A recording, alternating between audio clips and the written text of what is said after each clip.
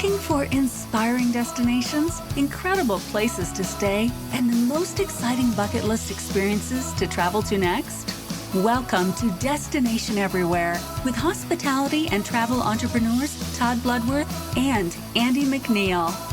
Having traveled to over 100 countries, Todd and Andy bring you unique perspectives with celebrities in the know, hospitality experts, and native connoisseurs to discover must-dos and inspirational destinations to plan your next trip for business or pleasure.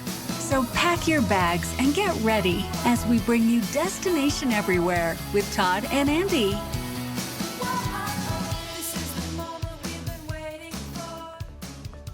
It's time to get you lost in a daydream of coral reefs, beaches, and white, and of course, pink sands in today's episode.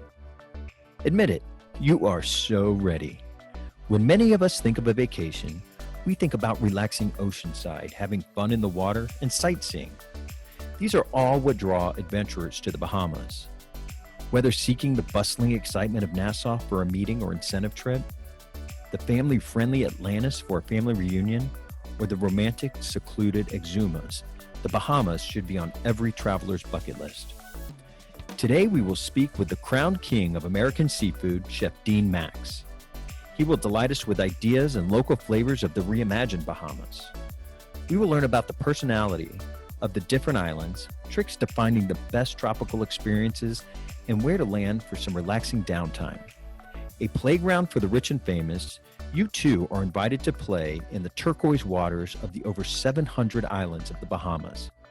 Welcome to this episode of Destination Everywhere, the Bahamas. Welcome everyone to Destination Everywhere. I'm Andy McNeill along with my co-host Todd Bludworth, and we're so excited to have you join us today. We are going to the Bahamas, a place that I grew up going to, the first international destination. I grew up in Florida, so just 50 miles due east is one of the most beautiful archipelagos in the world, as far as I'm concerned. Absolutely beautiful. So I am thrilled to be able to go there and share some of my bucket list items, things I did while I was growing up, as well as share with you a very special guest, Chef Dean Max. He's the chief executive at DJM Restaurants, and he's got restaurants all over the world, but he's got a very, very special one in the Bahamas. And he's also Florida born and an old friend of mine as well. And he has been spending his life going to the Bahamas. So between the two of us and Todd, we're going to bring a lot of great content to you about where to go, what to do, everything from the big island of Nassau, where you can have large events, to the small, more intimate things like Harbor Island, where it's much more concise and little boutique hotels and venues to do stuff. Very excited to share with you about the Bahamas. When growing up, I was in a military family. So growing up, I always had this kind of vision of the Bahamas in my head of what it would be like and what the experience was like. And when I got to Florida, well, I always thought the Bahamas was kind of like one or two islands. I had no idea how big it was and how many islands are part 700 islands. 700 islands. And only 30 of them are inhabited. Well, and let me tell you about this first trip, my first trip to Bahamas. I was probably in my early 20s, and I went out on one of those, it's like a day cruise thing. So it was one of those big boats that left from Port Everglades. We went, and I think it was a Michelob Light beer cruise or something. And we went to the Bahamas, and we went to Nassau, of course, because that's where they go. You're off the boat for about 2 hours. You jump in a casino, then you get on this boat and you come back. And I was like, Bahamas wasn't that great. It's not what I pictured in my head until I had gone back later, and we went to the Abacos, and just it's striking. It's beautiful. The water was crystal clear, and the animals and the sea life. It was just it blew me away. But that first trip, if I had let that kind of dictate my vision of the Bahamas, I probably never would have gone back. So yeah, I'm glad I did. It's also changed so much in the last 20 years, with the large resorts that are now in Nassau that are kind of best in class. It's really incredible. And, we can't forget that this nation was hit incredible hard by Hurricane Dorian. They're right in the path of a lot of the hurricanes that come through. And we're going to talk a little bit later in the episode about how you can help. And they still need help with money and funds to help rebuild some of these out islands. They got hit really, really hard. What was it? Was Dorian, was that the Category 5 that just stayed over the Abaco's? Was that Irma or was that Dorian? That was Dorian, and it stayed Dorian. over. It just literally sat there for 3 days. It was pretty decimated. Pretty devastating. We'll talk a little bit about that later, but let's just talk about all the great things about the Bahamas. If you go to Nassau, the Big Islands, the world's largest colony of pink flamingos is there. It's just absolutely amazing. It's definitely if you're going to go to the Bahamas and you're there, it's definitely one of those things you want to see. Just when you see this, acre after acre of these beautiful pink flamingos, is absolutely gorgeous. So you definitely want to try that. There's so many things to do there.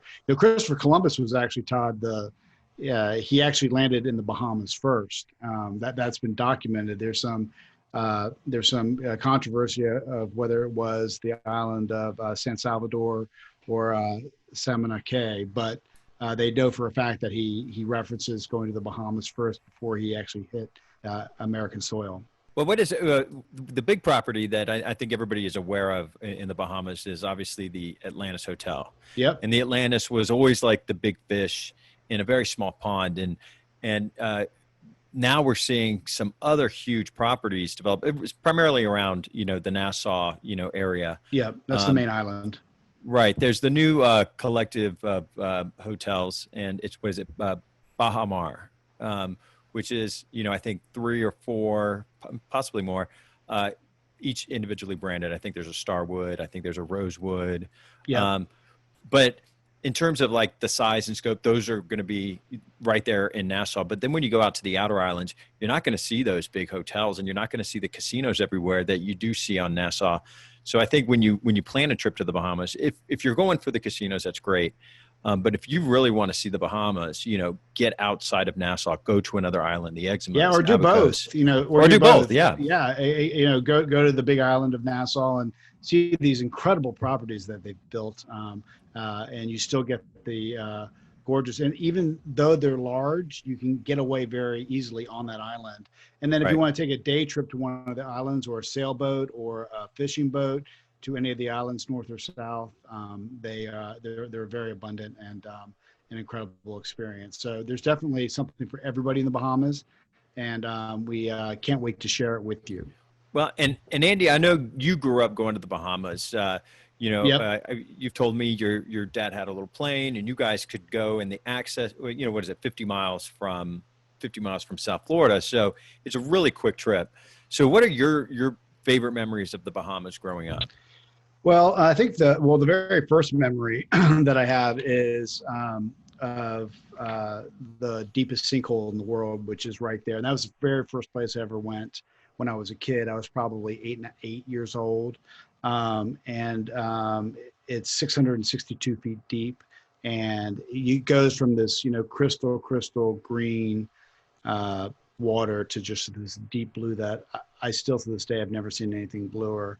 And then you dive this hole, and so you go down there, and at 9 years old it was just a fantastic experience. And I went with my dad and my brother, and we slept on the boat right at the hole, and it was an incredible experience. I don't think we ever even got on land, so we went straight from there on a boat and came straight back.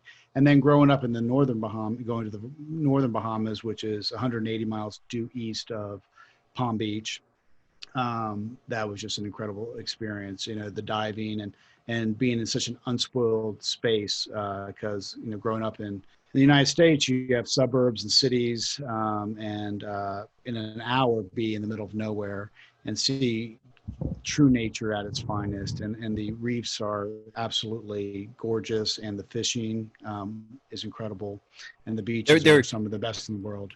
Well, there were 2 words that were added to my vocabulary when I went to the Bahamas. One, Goombay Smash. I guess that's 2 words, but collectively that's one word that was the national drink.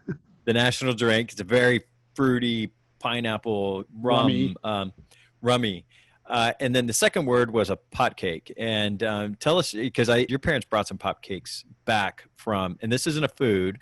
What is a pot cake, Andy? Because you grew up with them in your house. Pot cake is a Bahamian dog. So a Bahamian dog, there's lots of wild dogs on the islands. And before weren't allowed to, you could bring them back and adopt them. And so my parents, spent our entire childhood, adopting pot cakes and bringing them back from the Bahamas. And then the other thing references the Goombay Smash, which is kind of the national drink of it, which is pineapple juice, orange juice, and 3 different types of rum. So that's where the smash comes in.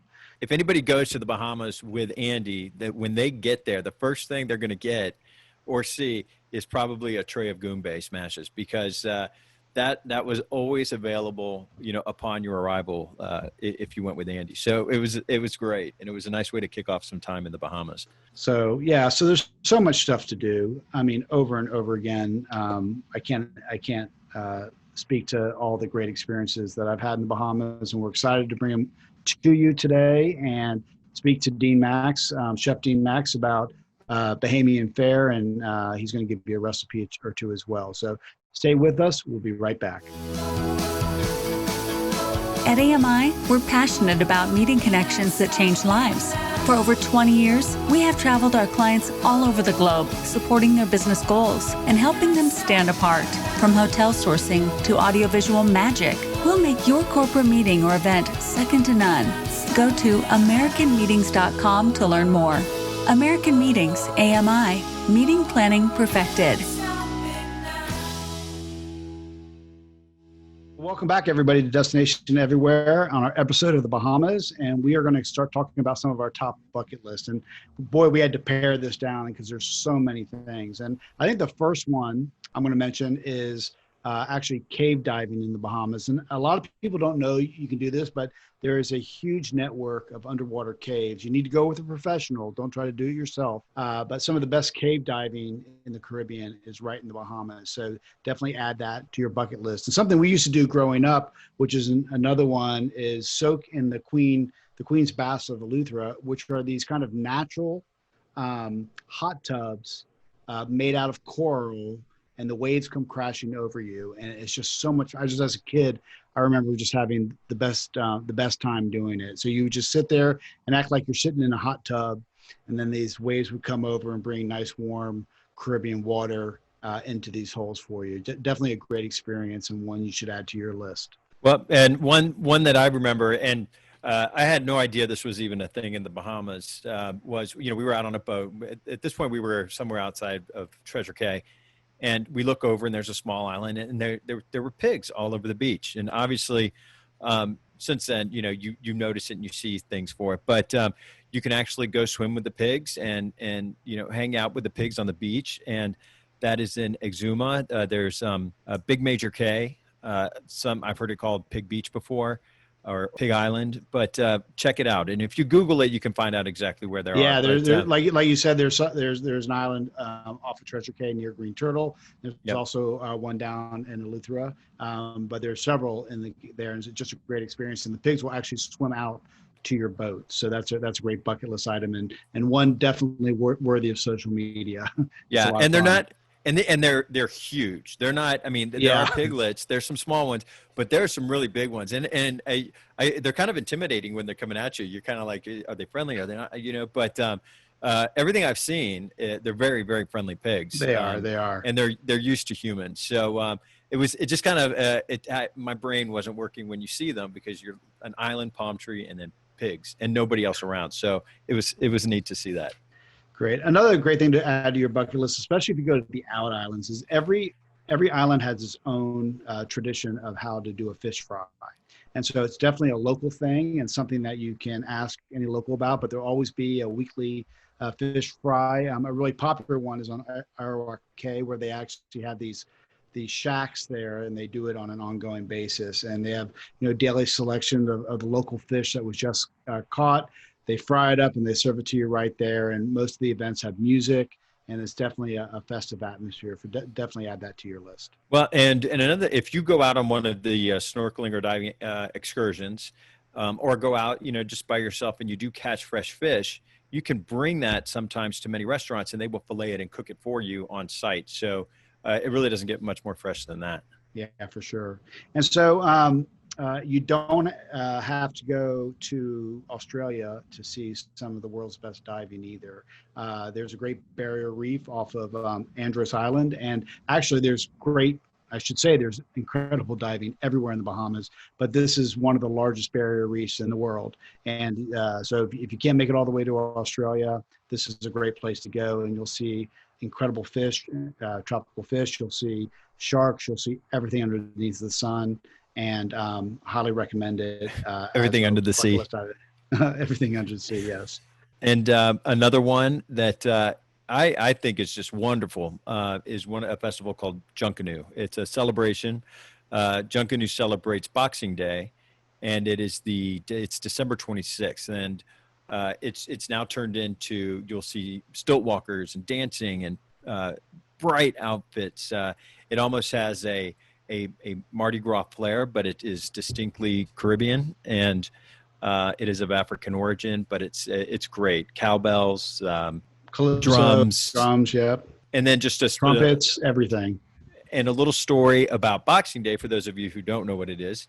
If you're from Europe, the UK does it, but Boxing Day is typically a day after Christmas, where servants who would work for the wealthy, they would all have to work on December 25th. So their bosses would box up gifts, and then they would open it on the day after Christmas, which is typically a holiday for staff. So I just thought that was interesting. And obviously you don't want to miss it if you're there around the holidays. Yeah. So that's the day after Christmas, but they actually do Junkanoos now all the time. It's almost like a second line in New Orleans. Same idea, kind of a celebration and a parade. Well, I was going to say, yeah, because you'll also see the Caribbean communities around the country do Junkanoo parades for different Caribbean festivals and things like that. So it may not be on Boxing Day, but you'll get the idea. But if you want the authentic experience, get to the Bahamas. Yeah, and experience the Junkanoo. Another thing, and this is something I've never been to, but I saw it and I said we just have to add this, is the world's largest underwater sculpture is off the coast of Nassau, and it's a 17-foot statue of a hunched woman symbolizing the weight of the environment burden on the younger generation. So to communicate and to promote conservancy of the oceans. And so a great thing, a wonderful thing, check it out online. If you're in the Bahamas, in the Nassau area, a great thing to go see and do. So that's awesome. Of course, you've got the pink sand beaches in Harbor Island. Those are unique to the Bahamas. And if you look at some of the pictures, it kind of looks like the color of the picture's off, but the actual sand is beautiful. And if you're looking at a sunset photo and it's on the pink sand beach, it just, everything looks pink and it glows, but absolutely gorgeous. So, be sure to walk down the pink sand beaches. It's actually a microorganism called foraminifera, which gives it the pink hue itself on the beaches itself. But like you said, Todd, when the sun hits it, it just adds to the beauty and grandeur of the beach that you're on. So it's absolutely beautiful. You just mentioned the microorganisms of the pink sand beaches, and what that reminds me is of a time we were at Treasure inside of the elbow there in that water. And I think it was at night. It was a dark night. We sat in the shallow water and just moved our hands back and forth quickly. And then you could see the phosphorescence, which is a green light that will appear when you're doing this in the water. And it was, I'd never heard or seen of that before. And so, I mean, it was amazing. It really was, because it's pitch black and then you're looking down now and you've got light around your hands. And I'll never forget one of the first times I was over there. It's still, as a little boy, it's one of the things that's kind of one of those memories I'll never forget, is the first time I saw it, where I was, what I was doing. It truly is incredible. And it's really awesome, like on a moonless night when there's no moon to dim what's happening inside the ocean. It's absolutely beautiful. I think another thing that's great, and you can do this in lots of different places in the Bahamas, is swim with the sharks. But at Compass Cay, it's actually an activity that you can do inside the marina, and they have nurse sharks, and it's a guided tour, and something where you can actually swim with them and with the guides. And nurse sharks are docile, but you still need to be careful. It can be an incredible experience if you want to swim with sharks. I mean, obviously, we could go on and on about the Bahamas. There's such a great, diverse culture there over these, this huge spans of land. Each of these islands kind of contributes its own special thing, which makes the Bahamas the Bahamas. So we're going to take a quick break. And when we come back, we're going to be with a very special guest. We're really excited to talk to him. He's got amazing energy. He is so much fun. And he actually has some of the best food you will ever have. So we'll be right back with Chef Dean Max with Pink Sands Resort in Harbor Island. Stay tuned.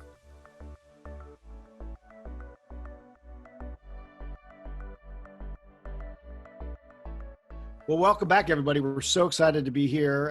I'm really excited to have our next guest, Chef Dean Max from DJM Restaurants. Dean's an old friend and old fraternity brother from back at Florida State University. Dean, you have been on a just complete tear since college, becoming one of the top chefs in America. And I think you were actually crowned the king of American seafood a few years back. I mean, how do you get crowned that?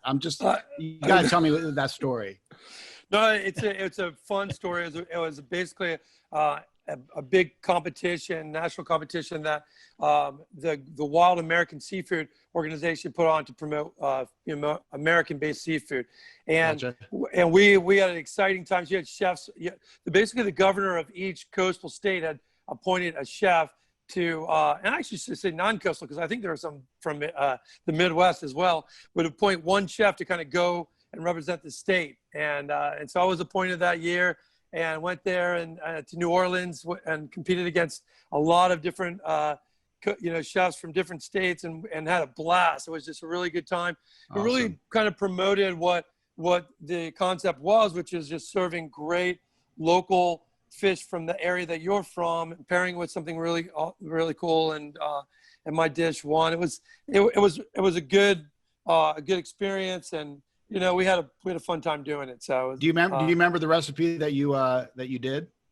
We sell a lot of clams from Florida all over the state, and so Cedar Key is a big area that sells clams all over the country. And so I wanted to kind of feature, especially because it was a season for those, and I wanted to feature that dish with this really unique smoked bacon that we get from the South.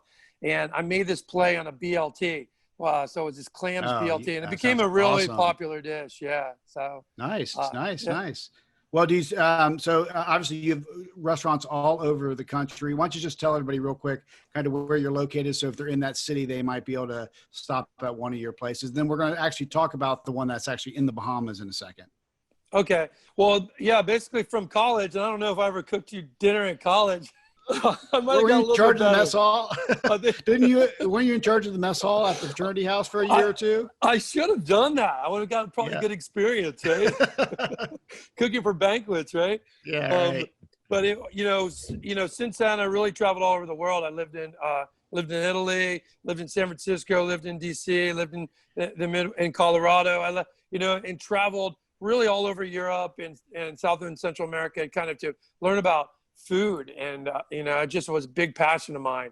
As you know, I went to the business school in Florida State, so it definitely took a different turn from that. But the business end of Florida State really helped me in growing as a chef, because now I'm up to 11 restaurants that are nationwide, both California, Dallas, Oklahoma, Florida.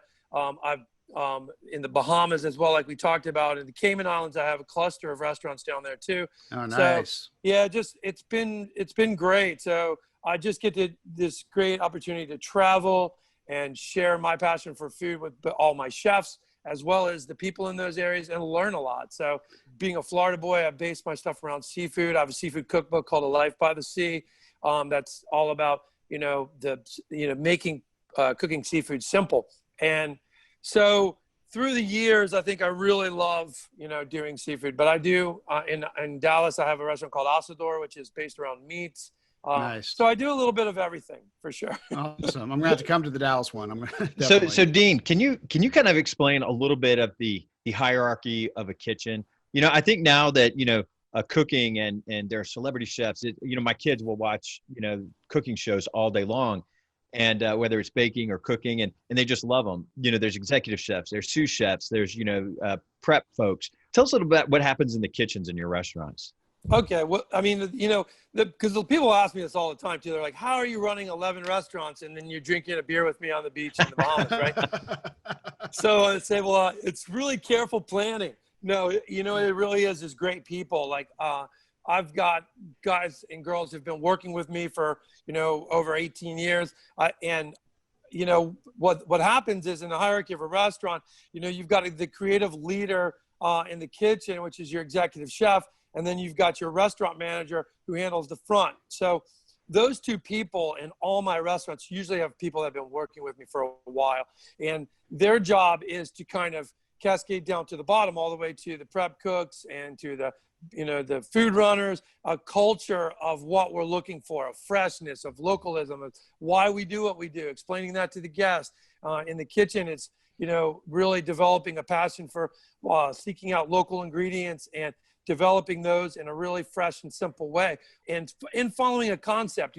When you look at a restaurant like the Bahamas or the Cayman Islands, we love to feature the local seafood as much as we can, local produce, local herbs and vegetables in that area first. I don't want to go there and have my chef trying to bring in asparagus and white truffles from Italy and all these different places. That's not what it's about. People come to the Bahamas, they come to the Cayman Islands, they come there to taste what is unique to that area. So the hierarchy in the kitchen, basically, it's starting from the bottom to the up. You've got to have all those key pieces. So the sous chefs have to, be growing up underneath of these chefs, and growing these people along the way is the only way I can expand. Because, when I go to open a new restaurant, the first thing I do is go back to all these 11 restaurants, and I'll sit and talk with my executive chefs and go, who's ready?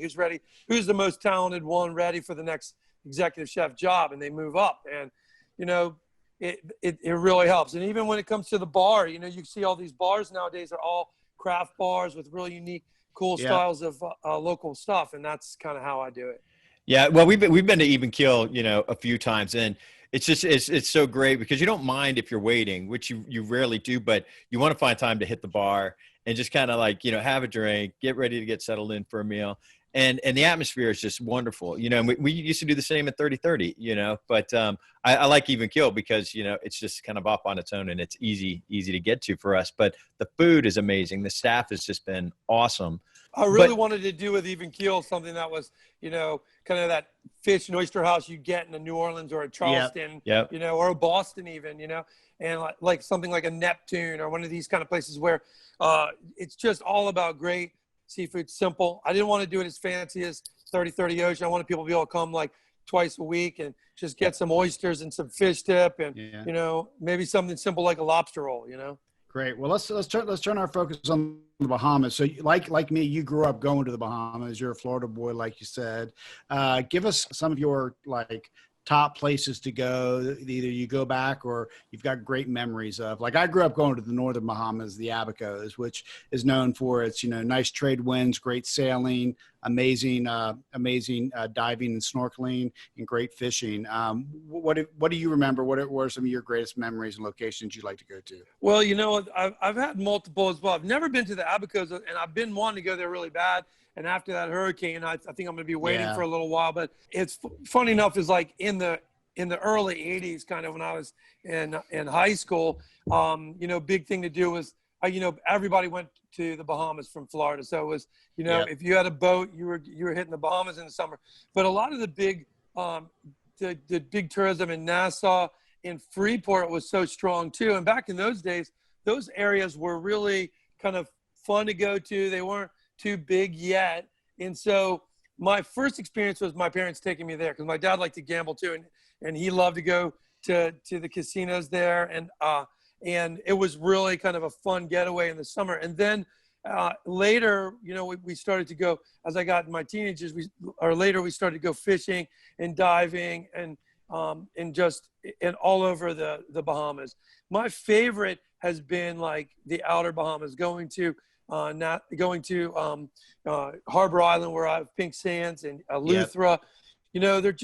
It's quiet, just like kind of Abaco, same way. It's like, it's more quiet, more rural. You kind of call it the country of the Bahamas, right? So you got the big city and you got the country, and they all have different things to offer. And then, I spent many years too going down to the southern part, doing to Turks and Caicos as well. Nice, yeah. And I brought in conch a lot. Conch is probably the biggest import or the biggest export when it comes to seafood for the island. And I'll never forget. I'll never forget the woman that was our housekeeper. Every time we showed up in the Bahamas, she would bring us just fresh conch, and then she would make conch fritters and conch chowder.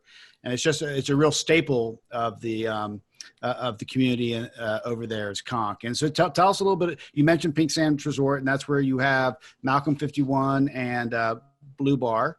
And tell us a little bit about the menu there and what people can expect if they go. Well, what you can expect is a good balance of great local products. So we try to, look for stuff that we can get in the area, and then balance it with, things that we have to import, and we really work on the things that we do importing things that work well for that. So, I do like to serve what we have in the area. So we have some great farms over in Eleuthera. Eleuthera used to be great farming, and tons of pineapple, tons of tomatoes and goat peppers, and lots of really cool things. And then you've got these really tropical things that a lot of people haven't tasted, like breadfruit, cassava, and all these root vegetables. Breadfruit's great, right? Breadfruit's amazing. And, a lot of people in America, you don't really get to eat it because it can't stand to freeze. So even in southern Florida, I've seen one or two trees down in Homestead, but you don't see many. And then ackee too. It's funny enough, I live in South Florida in Deerfield, and there's a guy in the area. I don't know who he is. I've talked to him before. I've seen him in his yard. I'm like, hey, can I grab some of that fruit?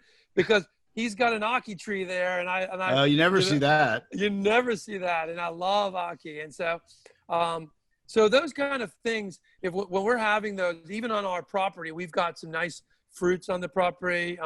That we got sugar apples and things like that you don't find. So it's nice to be able to take those items. So you'll always find conch, because I think if you come to the Bahamas, you don't have conch, then you've really missed that part of the culture. For sure. Grouper has been something that we've been really watching, because grouper, we're all concerned with how, the sustainability of it. Is it being overfished? Is it being overfished now? It's naturally unsustainable. It's a slow growing fish. The oldest females have the best eggs. So back in the days, it was overfished because they spawn in the spring.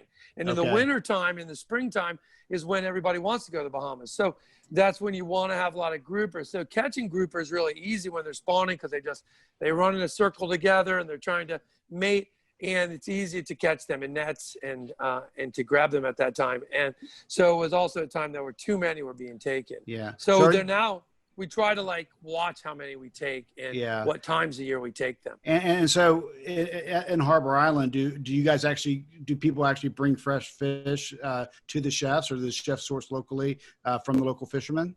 Oh yeah, we've got fishermen coming in every day, and then we'll get guys from Eleuthera that'll spearfish for hogfish and this kind of things. Nice, and you'll have nice. Guys will bring in tuna and wahoo and mahi and all kinds of fish like that, kingfish. So the fishing changes obviously at different times of year. So we focus on that, and then we'll have random octopus and things like that we'll have on the menu, and then we balance the menu with steaks and obviously pastas. Sometimes the island can be really quiet. So if you're busy on the weekend, it's quiet during the middle of the week.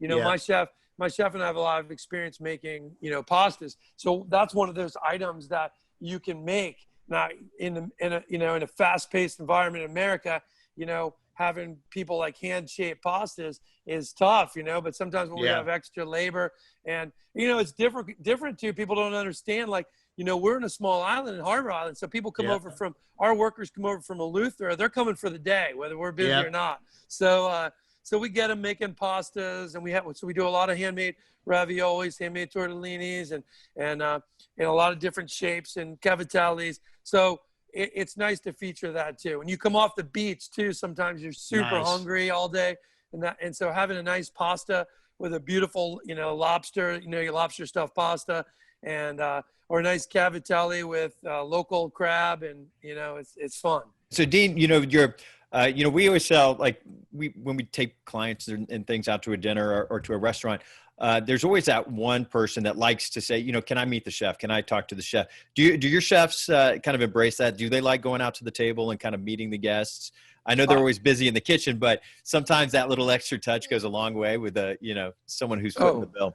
It does too. And Jed Fox is my executive chef. He's been there for almost 5 years now at my property in the Bahamas, which is a long time. He's really kind of come to love the island. We work for one of the same chefs in DC together, and he's lived in Thailand and lived in different. He used to be an Army kid, so he used to travel a lot, so he's used to that. But he loves the island, and he's really embraced the lifestyle there. And he comes out all the time, to meet our guests. And we have a really, Harbor Island is a little bit more kind of small, laid back. It's a very exclusive island. It's been kind of this island where of kind of this families, this culture of a culture of traveling back to the islands every year for their vacation. Yeah. So it's not, so you don't see sometimes we do get new people that come to the island, but we have a lot of family tradition where grandparents have been taking their grandkids there, and they're now taking their grandkids there. And so you're talking about 70 years of tradition. Nice. That resort's been around since the 50s, and the style, Malcolm 51's our fine dining restaurant in there. That's our dinner only restaurant. It's our dinner restaurant. And it really is kind of, it's named after the original owners, Malcolm, and it was formed in 1951. So they really, at that time, they had groups of people who stayed there, but they had little bungalows, and everybody ate like one dinner. So it was kind of, and we still do a family style dinner. When I'm there, we'll do these kind of guest chef dinners, and we do these family style dinners in remnants of the way that they used to do the dinners, which is, they made this beautiful dinner with local product they had that night. So you didn't come in and even choose. You just ate with whatever they made. And it's kind of really fun. So nice. We do that on occasion too. So I haven't been to the Pink Sands Resort. It's been around for a long, long time. Just tell our listeners, like, how many rooms does it have? Yeah, Pink Sands Resort is only 23 bungalows and houses.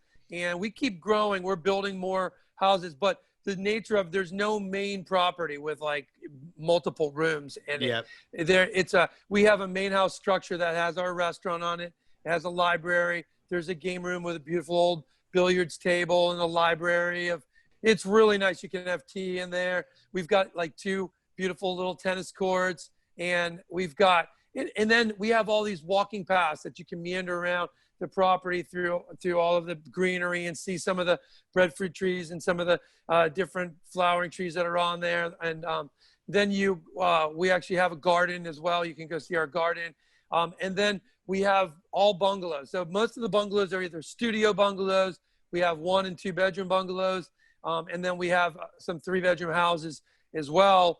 2 bedroom and 3 bedroom houses that are very exclusive. Very nice. It's great for, couples coming on a honeymoon or coming with a small group of people where you want to get a bungalow, or you can get a house together, or families getting a house together, or even if you're going to have, a small getaway business meeting with your executives and you want to like take over the whole resort. We've had weddings. It's great for small weddings too. People will come over because with 23 bungalows, you can come in there with 50 people and have, a wedding. If you have more than 50. And you own the whole place for them, right? You own the whole place. So it's yours. Yeah. And we cater it just for you. So it's really nice. And our chef works with you, and I work with you. I'll try to get over there for their special weddings myself and help him. Or Todd, 50th birthday parties. See, I'm getting lots of ideas. I'm getting a lot of ideas. I'm writing notes. Dean, how much do you accommodate? You always have those guests, especially in a restaurant, that think they know probably more than the chefs or the bartenders, and they always kind of like try to throw you a zinger.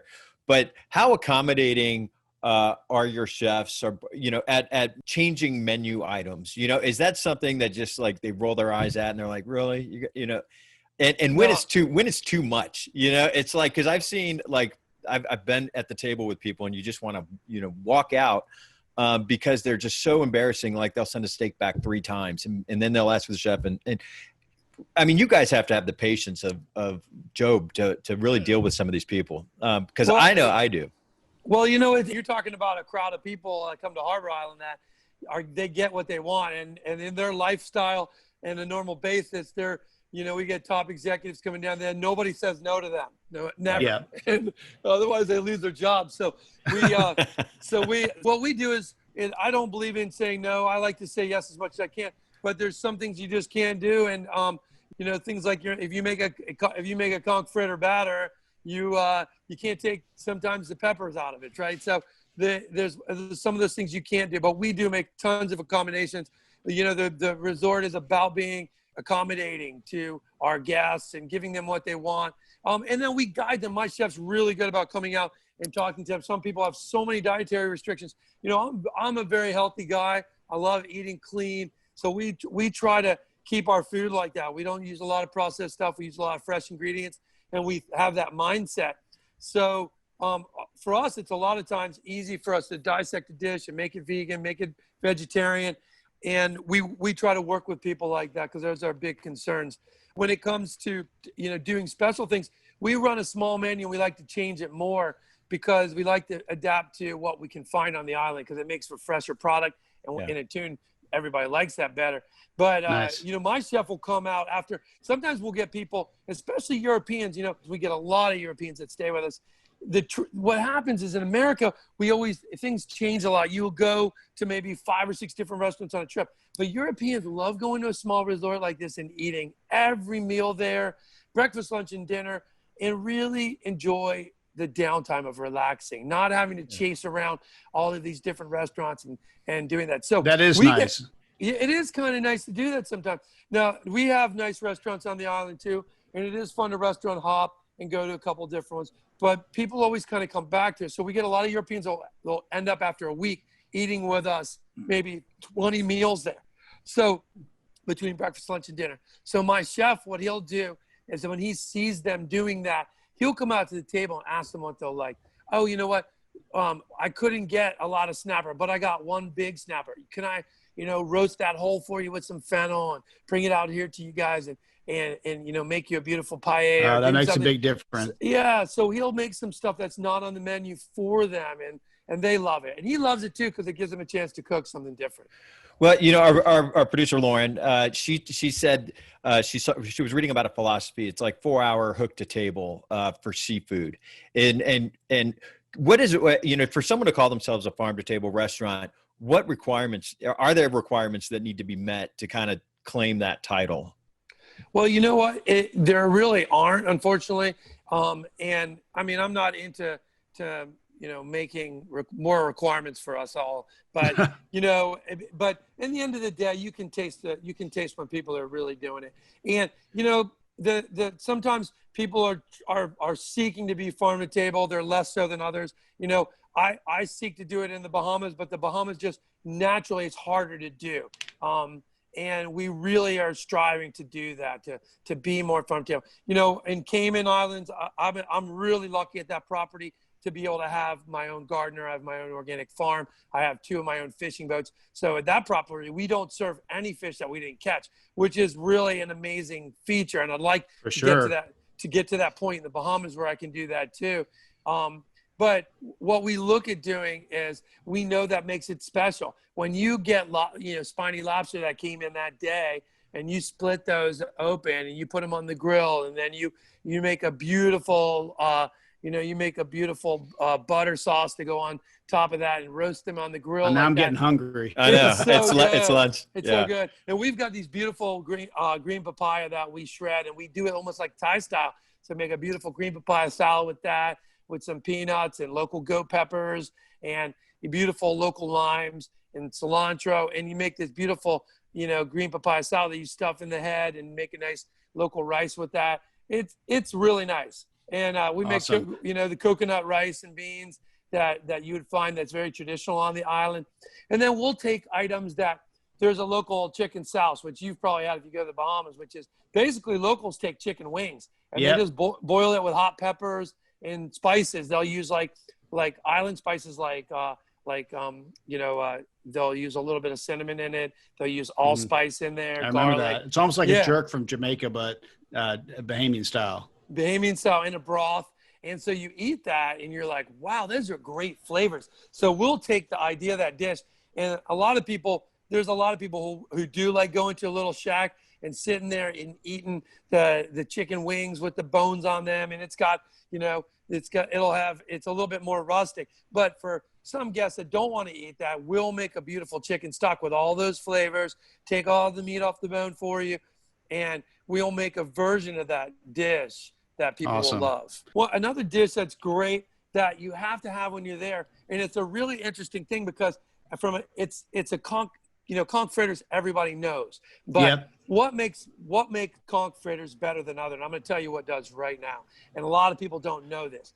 What I remember about a conch fritter, and the best conch fritters I've ever had, where as a kid we'd go to Nassau and we'd stay at a beautiful resort in Nassau on the beach, and I would remember walking down the beach with my dad, and my dad would be like, that's where we're going for the conch fritters. And he wouldn't go to the resort for it. He would walk up the beach to a little shack, and at that shack you'd have these old local ladies, and they had cast iron pans, and they would be pan frying conch fritters, shallow pan frying them.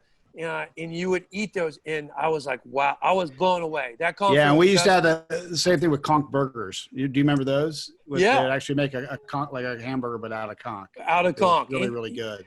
The key to that is what happens when they make that, when you make a conch fritter, to make a proper conch fritter, it's a ton of conch, and it's a little bit of peppers and a little bit of onion. Sometimes people, you put some spicy pepper in there, and then, some of the old traditionalists, they would take a little tomato paste and put a little tomato paste in there for color. And then they would put a little bit of Bisquick. That was the old, that Bisquick's got flour and baking powder in there. So you would you put just a little bit to hold it together, but it wouldn't hold it together. Now, if you took that conch fritter batter and you put it in a deep fryer, right, the fritter would just fall apart in there, and you wouldn't be able to make like this conch fritter. So what happens in restaurants is that restaurants want to cook everything in the deep fryer because it's easier for the cooks, right? So they make this batter and they make the conch fritter, and they put too much flour in there. So what happens when you get that conch fritter, it ends up being very bready. So if you get a conch fritter that's very bready, it's almost like a conch, like a kind of fried bread. It's like a hush puppy. It's like a hush puppy. So it's more like a hush puppy. So that's a lot of what you get in a lot of the resorts and all of that. So the proper way to do that, what you want to look for when you're going around the Bahamas, is you want to see how they're cooking them. And if they're cooking them in a cast iron pan with shallow fry, and you put a dollop of that really barely brought together conch fritter, that's the best. And so that's what we try to do in the restaurant. We keep a cast iron pan there, and we'll cook conch fritters the old school way, and it makes all the difference in the world. Right. So, and they're relatively easy to make. Are there any other conch dishes that you would recommend? Any recipes that might be easy for our listeners to do on themselves? Yeah, I know you can get conch. You can get conch in pretty much any local grocery store. Well, exactly. You're always going to get it frozen because fresh conch they don't bring in the States. So what you're looking for when you buy conch is you're looking for Bahamian conch. So you'll see sometimes they'll say Turks and Caicos, which is the southern Bahamas, or you'll see from Nassau or Freeport. They'll come out of those areas. So usually come frozen. The conch, it comes cleaned and it comes frozen in a block like you get frozen shrimp. And you can just ask your local fishmonger. He might have to order it for you, but he'll get it in a block fashion, cooked in water sometime, or like cleaned in water. They'll be raw. You want to get that.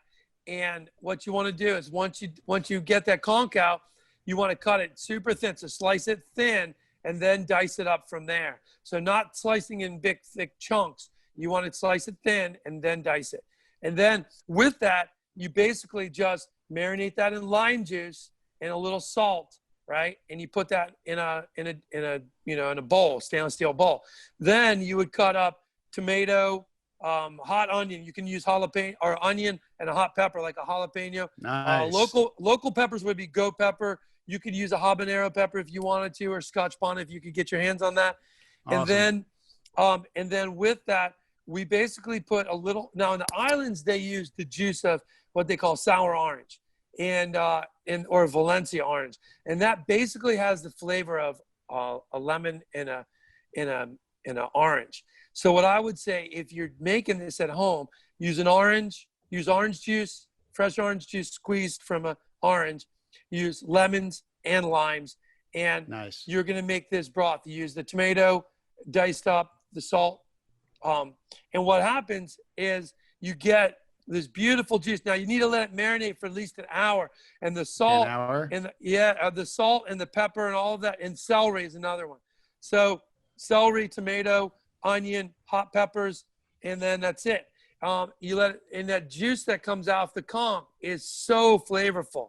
It's so flavorful, and you eat that with crackers or grilled bread, and it's the best.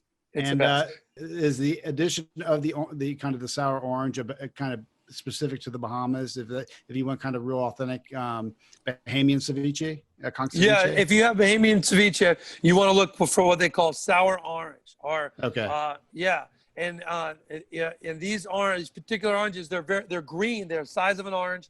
They're green, and they have a very kind of porous skin. But when you cut them open, you taste them. They'll be sour tasting, not sweet like an orange, but they'll be sweet and sour.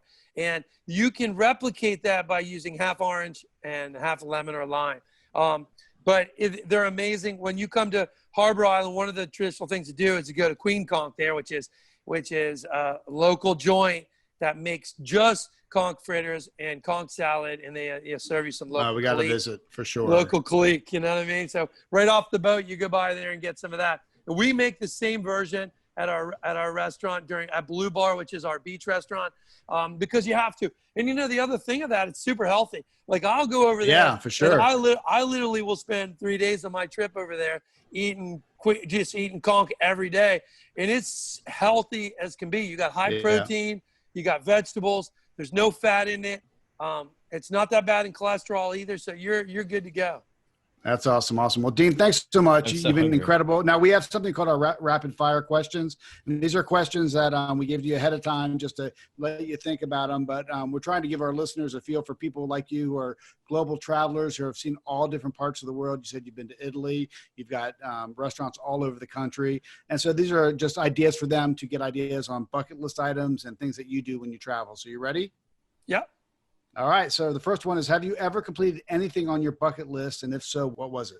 Well, I mean, my bucket list, I have a big bucket list. And as a traveler, I know you travel a ton.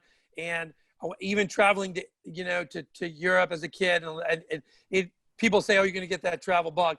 And some people who don't travel will tell you, oh, travel now, you get it out of your system. And as you know, you never get it out of your system. It's a travel bug, and you want to go everywhere. And so I've done tons of stuff, big bucket list things were for me. I'm a surfer too. So I wanted to surf in Australia. So surfing Bondi Beach was a big one for me. Shark diving in Tahiti was a big one for me too. Oh, nice. And I did that. Going to the fjords of Norway and eating the seafood there was a really a mind-blowing trip for me. Amazing experience. Yeah, exactly. But I've got tons of them. One of the ones that I want to do is in the Bahamas, they have a spot where you snorkel in this fast current through this like 5 mile an hour current, and the boat drops you off, and then you do this snorkel trip. So I want to do that when I'm in the Bahamas sometime. I definitely. I haven't been to Peru, and that's a bucket list for me too. So those are some of my bucket list items for sure. That's awesome. That's awesome. If you could live anywhere in the world for a year, where would it be? I think Thailand and Vietnam, because the food there is intriguing to me. I love spicy food. I love vegetables, and they work a lot with fruits and vegetables and spices. And nice. It's one of those. It's tropical. I love noodles. I love rice, and I love the flavors of peppers. I love coconut, all things which, in the islands, we use a lot of coconut, both in the Caribbean, and we use a lot of those similar flavors, but I think I could bring back a lot of knowledge to my restaurants from that. Nice. All right. Next question. If you could travel with someone infamous or famous, who would it be? People ask that question to me a lot because I do a lot of things and I always have trouble with that because there's really not there's not really, I guess, a celebrity that I really think about. Oh, I got to travel with this person. There's certain chefs, like famous chefs that that'd be fun that travel with. But a lot of times I've gotten to travel, and I've got to kind of hang out with Anthony Bourdain back when he was alive in the Caymans and pick his brain on things. And I think so. You've already done it. And I've already done it. One of the things was to kind of, Emeril was I was a big fan of Emeril as I grew up as a kid, watching him on TV, and I got a chance to, cook with him a lot in the Caymans too during our food and wine. So I got a chance to do that. I would say as a, celebrity bucket list, maybe, probably going diving and swimming in the blue water with Jessica Alba would be a good one for me. Yeah, there you go. All right. For sure. When packing for a trip, what is something that you pack that may surprise listeners?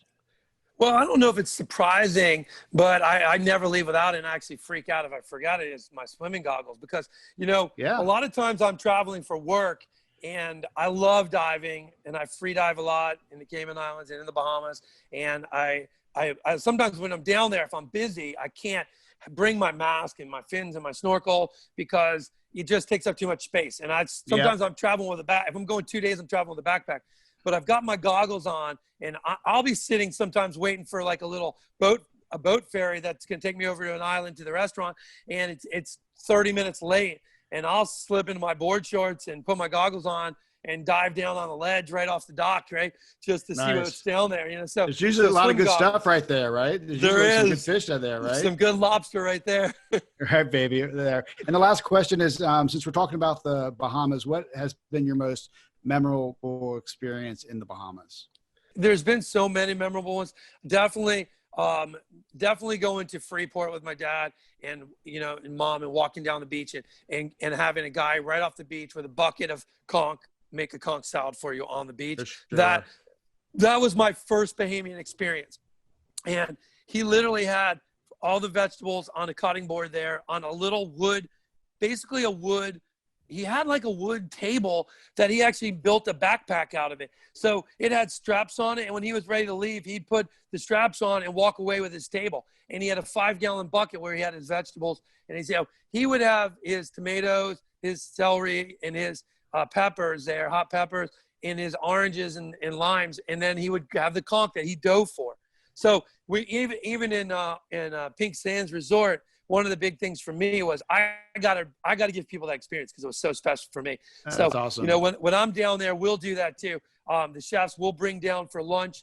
We'll bring all that stuff down to the beach, and people will be having their rum punch down there, or their fancy goombay smash, and they can walk from their chair over to our little shack that we put on the beach there and make conch salad for them, because I think that it's a unforgettable experience. So that's nice that you brought that back from your personal history and brought it into the business. So that's awesome. Well, and wait, Andy, let me just interrupt you real quick. Dean, I just heard you reference a couple of times the Cayman Food and Wine Festival. What's a must go to food and wine festival that you're aware of? What's probably the best one to tell people about? Well, I literally do probably 20 food and wine festivals a year, which is crazy on my schedule. And my favorites are by far Cayman Cookout, which is our food and wine there in January. Okay. It definitely, the Hawaii food and wine. Those are the top ones for the top two for me. What island is Hawaiian food and wine on?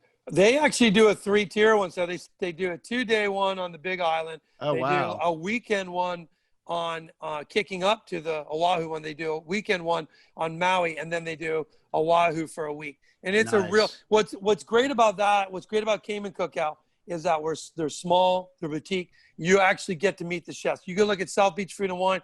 The chefs will pop in, they pop out, or they're busy. So they're busy. Now one of the things we do in the Bahamas, and I think people should look at our Pink Sands Instagram, our Pink Sands Resort Instagram, or follow us on Facebook, or come to our website and look out for it, is that I've been doing a series of 4 kind of chefs weekends. So we don't do it at that extensive of a feel, but I do like a little chef's weekend where I'll bring in a guest chef, and we'll make really cool local food using their twist. And it's a really fun time. Harbor Island, I'm going to probably work on as things get back in the next year. I'm going to work on hosting like a little bit bigger festival. Maybe only because Harbor Island's so small, it can't really support it. But a small festival, maybe like, That'd 8 be to nice. 10 guest chefs and winemakers. Be fun. Oh, that sounds awesome. Well, Chef Dean Max, thanks so much for joining us on Destination Everywhere. And we look forward to seeing you at the Pink Sands Resort in the Bahamas on Harbor Island. Thanks so much for joining us. Thank you. It's great to hear, and I can't wait to see you in the Bahamas. Thank you, Dean. Take care.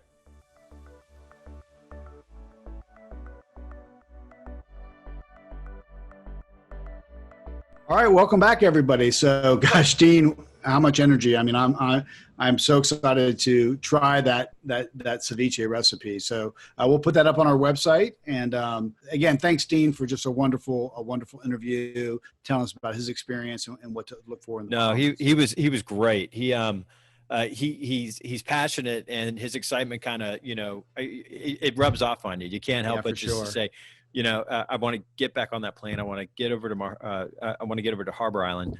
Go to the Pink Sand beaches.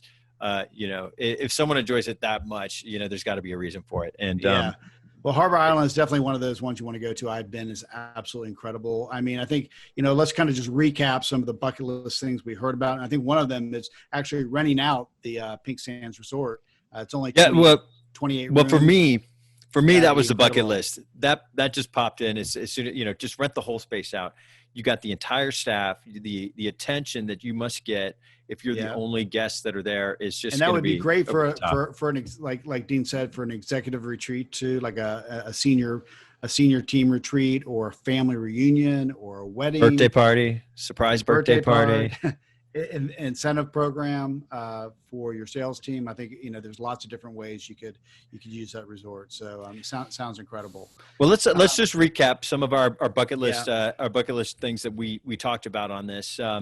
We've got Dean's Blue Hole, the big sinkhole that is absolutely amazing if you're into scuba and snorkeling. And one of your favorite is you can do this anywhere in the Bahamas is checking out the phosphorescence on a moonless night. Love it. That was really cool. You've got the Queen's Baths in Eleuthera. You've got pigs on beaches that you can swim with and hang out with, sunbathe with, which is awesome.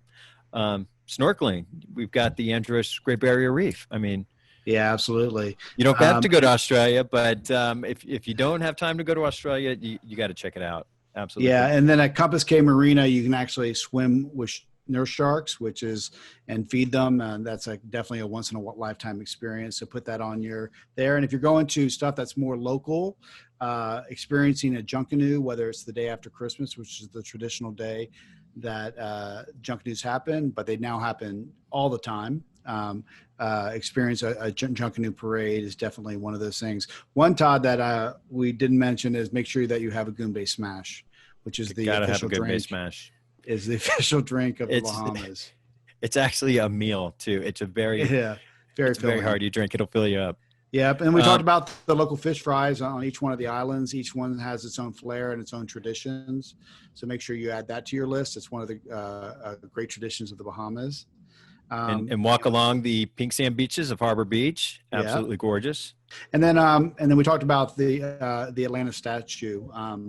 That's the 17-foot Atlas sculpture. The Atlas statue, yeah. The Atlas statue and Astal. It's something that you can dive and swim around, and definitely a bucket list thing for me. So just a beautiful country. The people are warm and friendly and nice and very hospitable. I will say that the Bahamas, as everybody knows, over the last few years has been hit by Hurricane Dorian, and they're still recovering for that. And even though the beauty is still unmatched, a lot of the infrastructure was destroyed during that. So if you would like to give to hurricane relief over in the Bahamas, you can go to the official website, which is bahamas.com/relief. And there's all different types of vetted, approved charities that you can donate to in honor of helping a wonderful country out that needs the help. So please consider donating to the Bahamas and their relief efforts that's still going on a few years later because of Hurricane Dorian. And then, we'd also like to thank, the Bahamian tourism folks for helping us with this podcast. We'd like to thank Dean Max, obviously, and we wish him all the success in the world with his restaurants. And a couple of other people on our team we'd like to thank. We have Lauren Campbell, who's an amazing podcast producer, Annie Fernandez, who's a creative director, and Guy Quattlebaum, who's a content developer. So, and don't forget Chris Jordan, our copywriter. She does a fantastic job for us as well. And Chris, thank you, Chris. So on behalf of myself and Andy McNeill and our entire team, thank you very much. And we look forward to seeing you next time on Destination Everywhere. Safe travels. You've just tuned in to another episode of Destination Everywhere with travel and hospitality entrepreneurs Todd Bludworth and Andy McNeill. To access the show notes and other helpful resources, visit destination-everywhere.com. Join us again next week for another bucket list filled show as we feature another travel-worthy destination. Until next time, travel well and be safe out there.